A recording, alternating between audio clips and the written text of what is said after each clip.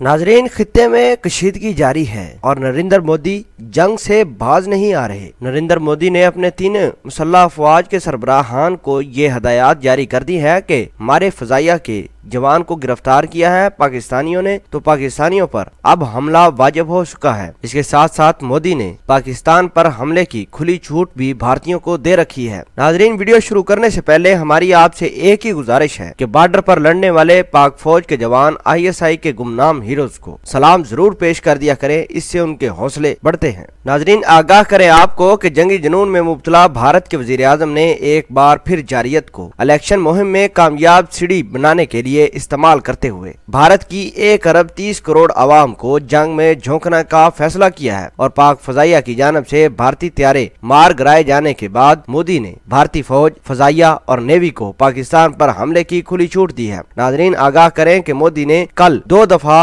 अपने मुसल्लह सरबराहान के साथ मीटिंग की और यही हदायत जारी की होंगी कि पाकिस्तान पर हमले करने की तैयारी करें। तफसीलात के मुताबिक भारत की मोदी सरकार जंगी जुनून में मुब्तला है और पाकिस्तान के जवाबी हमले के बाद मुकम्मल तौर पर पागल हो गई है। भारतीय मीडिया के मुताबिक पाक फजाइया के मुंह तोड़ जवाबी वार के बाद मोदी की ज़ेरे सदारत भारत की सिक्योरिटी कौंसिल का कई घंटे तवील अजलास भी हुआ। इसी दौरान मोदी ने मामलात को ठंडा करने की बजाय अपनी इलेक्शन की फतह के हसूल की खातिर 1 अरब से जायद आबादी को जंग में झोंकने का फैसला किया है। और नाजरीन, इसके साथ कुछ भारतीयों ने इमरान खान की और पाक फौज की बहुत ज्यादा तारीफ की है। उन्होंने कहा कि भारतीयों ने पाकिस्तान की हदूद के अंदर एयर स्ट्राइक की, इसमें कोई शक नहीं, लेकिन पाकिस्तान अभी भी अमन की तरफ गामजन है। अभी भी पाकिस्तान खित्ते में अमन चाहता है। हम इमरान खान और उसकी फौज को सल्यूट पेश करते हैं कि इतनी बड़ी कशीदगी होने के बावजूद अभी भी अमन पर कायम है। नाजरीन, इमरान खान की इस काविश और भारतीय पायलट के साथ